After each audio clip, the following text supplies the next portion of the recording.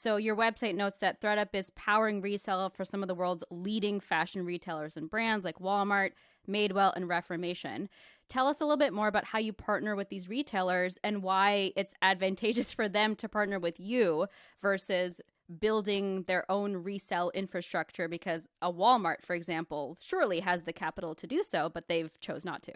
Yeah, I mean, I think we just talked about on our last earnings call that we now have more than 2 dozen paying RaaS customers, resell as a service customers, and they pay us and they work with us because I think there's a few things going on in at these brands and in the executive offices, which is I think they've come to realize that the resale industry is growing fast, and it's not a trend. I mean, it's a trend, it's not a fad. And so I think a lot of retailers are starting to develop this point of view that it is a big and growing channel. The same way you have online and you have stores and you have wholesale and you have off price and you have outlet, resale is a channel. And so many of these folks are now realizing, okay, this is actually a big channel that I need to invest in or have a point of view on. And so then it comes down to, okay, well, what's the best way for me to get into this, to serve these customers? And that's where thredUP really sits, because it's our technology that can enable this for them. And so on the clean out kit side, right, you mentioned Reformation. So, you walk into many Reformation stores all over the country, or, Athleta is a brand that, we're proud to work with, Madewell, and you can pick up a clean out kit right in their store, and or you can get it online, and then you send it to us. We process all those goods the way we process anything else, and then we can put those items online in a verified resale shop. So Madewell is a really good example where we now power this resale shop for Madewell, where everything is inspected and certified by thredUP, but then sold directly, on Madewell.com's resale shop. And so I think that's like the powerful loop of being able to clean out, gather supply, and then sell it directly online. But so you're saying that this is a trend and it's here to stay and it's clearly growing, and we can tell because online resale, especially around clothing, has rapidly become a very crowded marketplace.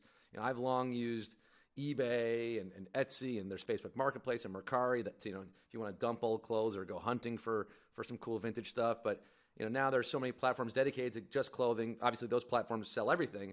But yours was among the first back in 2009. But there's also Poshmark and Grailed and Depop, The Real, Tradesy, Style Alert, Vestiaire Collective in France, en français.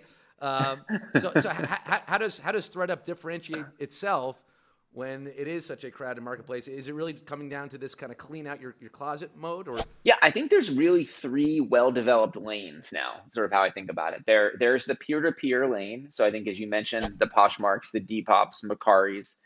This is the next generation of eBay, right? And so you sell your own things online, you sell it to a buyer, you coordinate directly, the platform takes the fee. Then I think there is the managed marketplace model, which is, I think, where we sit, which is we sit in the middle and we do all the work for you, right? We make sure that the selling experience is great. We make sure the buying experience is great. We're the people who take the returns. We're the customer service. And so you really create a more, trusted marketplace, like experience. But what comes with that is the infrastructure investments that we talked about, right? The technology. And so, the managed marketplaces are a little different. And so once you kind of have this point of view on a managed marketplace, then it's ultimately about price point. And so you mentioned, Real or Vestiaire, and they're very luxury. Whereas thredUP, while we sell luxury items, we really focus on, everyday apparel. And we sell 35,000 brands, 100 categories. It's a platform for everyone. So, James, let's get to the environmental aspect of all of this. According to thredUP's 2021 fashion resale report, 36 billion clothing items are thrown away in the U.S. each year, 95% of which could be recycled or reused. So can you put into context the negative impact that the fashion industry has on the environment? Yeah, I mean, the fashion industry, it's just terrible.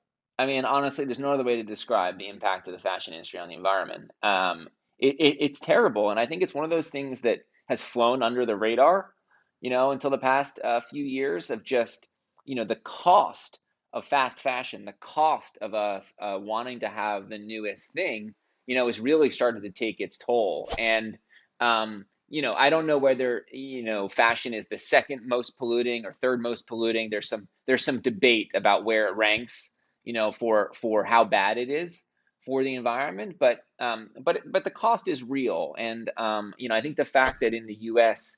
we're putting so much in landfills, and that we're giving away so much product every year, I think it just speaks that like we have an overproduction problem. And I was going to pull some stats for you guys to share. Just in the resale industry, the carbon footprint. I mean, it takes about 90% less carbon to produce a secondhand piece of clothing, right? Through all the processes that we talked about, relative to new.